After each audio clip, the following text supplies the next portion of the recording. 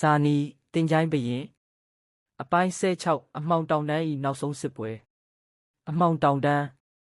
တောတောင်ကြားထဲကအနက်ရောင်ကြောက်တောင်ကြီးတွေတန်းစီနေတယ်လေကအေးဆက်ပြီးမြေကြီးပေါ်မှာအမှောင်ဆွမ်းအားတွေလှုပ်ရှားနေတယ်တောင်လဲမှာအနက်ရောင်အကျဉ်းအိမ်ကြီးတစ်ခုရှိတယ်အဲ့ဒီထဲမှာဧကရီကိုတန်ကြိုးနဲ့ချုပ်ထားတယ်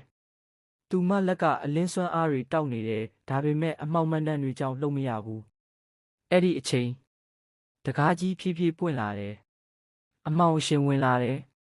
သူ့မျက်လုံးတွေအနက်ရောင်မီးတောက်လိုတောက်နေတယ်ဧကရီမျက်လုံးတင်းသွားတယ်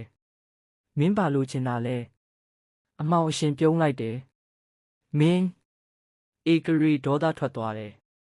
ဘာအမှောင်ရှင်နီးလာတယ်မင်းကအလင်းနက်မင်းမျိုးရိုးငါကအမှောင်နက်ဖျားသူအတန်နှိမ့်နှိမ့်နဲ့ပြောလိုက်တယ်ငါတို့နှစ်ယောက်ပေါင်းရင်ဒီလောကတစ်ခုလုံးကိုအုပ်ချုပ်နိုင်တယ်ဧကရီအံ့ဩသွားတယ်မင်းယူနေတာလားအမှောင်အရှင်ရေလိုက်တယ်မဟုတ်ဘူးသူဧကရီမျက်နှာနားကိုနီးလာတယ်ငါမင်းကိုလက်ထပ်မယ်ဧကရီမျက်လုံးကျဲသွားတယ်ဘယ်တော့မှမဖြစ်ဘူးအမှောင်အရှင်မျက်လုံးတင်းသွားတယ်မင်းရွေးချယ်ခွင့်မရှိဘူးသူလက်ကိုမြှောက်လိုက်တယ်တန်ကြိုးတွေပိုပြီးတင်းလာတယ်ဧကရီနာကျင်သွားတယ်ဒါပေမဲ့သူမတစ်ခုပဲပြောလိုက်တယ်ကျမဇာနီကိုပဲယုံတယ်အမှောင်အရှင်မျက်လုံးတင်းသွားတယ်အဲ့ဒီလူသူရေလိုက်တယ်သူမလာနိုင်ဘူးဒါပေမဲ့အဲ့ဒီအချိန်ဖုံးအကျဉ်းအိမ်တကားကြီးပောက်ကွဲသွားတယ်ကြောက်တုံးတွေလေထဲကိုပြန်သွားတယ်အလင်းတန်းတစ်ခုထွက်လာတယ်အဲ့ဒီအလင်းထဲမှာဇာနီရက်နေတယ်သူ့မျက်လုံးတွေအစိမ်းလင်းတောက်နေတယ်ဧကရီမျက်လုံးထဲမှာမျက်ရည်တောက်လာတယ်ဇာနီဓာတ်ကိုကင်ပြီးပြောလိုက်တယ်သူ့ကိုလှုပ်အမှောင်အရှင်ရေလိုက်တယ်နောက်ဆုံးတော့ရောက်လာပြီဒါပေမဲ့သူ့လက်ကိုမြှောက်လိုက်တယ်ချက်ချင်းအမှောင်ဆွမ်းအားကြီးပောက်ကွဲလာတယ်ဒုံဇာနီနောက်ကိုလှည့်သွားတယ် boss fight စတင်ပြီဇာနီလေထဲကိုခုန်တက်လိုက်တယ်ရှူးဓာတ်တစ်ချက်နဲ့အမှောင်လိုင်းတွေကိုဖျက်တောက်လိုက်တယ်အမှောင်ရှင်လက်ကိုမြှောက်လိုက်တယ်ဖုံးအနက်ရောင်မီးတောက်ကြီးထွက်လာတယ်ဇာနီဓာတ်နဲ့ကာလိုက်တယ်ဒုံအကျဉ်းအိမ်တစ်ခုလုံးတုန်ခါသွားတယ်ဧကရီစိုးရိမ်နေတယ်ဇာနီအမှောင်အရှင်ရေလိုက်တယ်မင်းအနိုင်မရဘူးဇာနီအတန်နှိမ့်နှိမ့်နဲ့ပြောလိုက်တယ်ဒါဆိုကြည့်လိုက်သူ့ခန္ဓာကိုယ်ပတ်လည်မှာ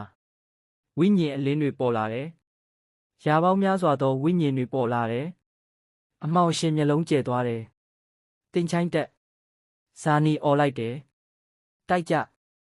ဝိညာဉ်တက်တွေအမှောင်ရှင်စီကိုပြေးဝင်သွားတယ်ဖုံးဒုံစစ်ပွဲကြီးဖြစ်သွားတယ်အဲ့ဒီအချိန်ဇာနီလေထဲကိုခုန်တက်ပြီးဓာတ်ကိုမြှောက်လိုက်တယ်ဒီတစ်ခါအဆုံးပဲဓာတ်ကအလင်းကြီးတောက်လာတယ်ရှူးအလင်းဓာတ်တန်းကြီးအမှောင်ရှင်ကိုဖျက်သွားတယ်အမှောင်ရှင်မျက်လုံးကျဲသွားတယ်မဖြစ်နိုင်ဘူးဒုံအမှောင်ဆွမ်းအားပောက်ကွဲသွားတယ်အမှောင်ရှင်ခန္ဓာကအလင်းထဲမှာပျက်စီးသွားတယ်သူ့အတန်နောက်ဆုံးထွက်လာတယ်ဇာနီပြီးတော့အမှောင်ရှင်အပိသက်ပြောက်ကွယ်သွားတယ်တိတ်ဆိတ်မှုပြန်ဖြစ်သွားတယ်ဇာနီချက်ချင်းဧကရီစီကိုပြေးလာတယ်တန်ကြိုးတွေဖျက်လိုက်တယ်ဧကရီလွတ်လာတယ်သူမဇာနီကိုကြည့်နေတယ်မင်းတကယ်လာခဲ့တယ်ဇာနီဖြည်းဖြည်းပြောလိုက်တယ်ငါဂတိပေးထားတယ်ခဏတိတ်သွားတယ်ပြီးတော့ဇာနီအတန်နှိမ့်နှိမ့်နဲ့ပြောလိုက်တယ်ဧကရီငါမင်းကိုချစ်တယ်ဧကရီမျက်လုံးကျဲသွားတယ်ပြီးတော့သူမပြုံးလိုက်တယ်ကျမလည်းမင်းကိုချစ်တယ်သူတို့နှစ်ယောက်တိတ်တိတ်လေးကြည့်နေကြတယ်နောက်တစ်နေ့သူတို့နှစ်ယောက်အမှောင်တောင်တန်းကနေထွက်ခွာကြတယ်တောလမ်းလေးတစ်လျှောက်ရှောက်နေကြတယ်ဧကရီမေးလိုက်တယ်အခုဘယ်သွားမလဲဇာနီပြုံးလိုက်တယ်မသိဘူးဒါပေမဲ့သူမလက်ကိုကင်လိုက်တယ်ငါတို့နှစ်ယောက်အတူရှိရင်ရပြီ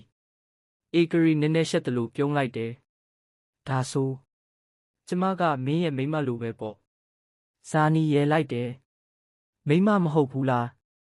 ဧကရီမျက်နှာနီးသွားတယ်အခုတော့မဟုတ်သေးဘူးဇာနီပြုံးလိုက်တယ်မကြခင်ဖြစ်မယ်လေကတိုးနေတယ်တောလန်းလေးပေါ်မှာဇာနီနဲ့ဧကရီလက်တွဲပြီးအနာဂတ်ခရီးကိုဆက်လျှောက်သွားကြတယ်ပြီး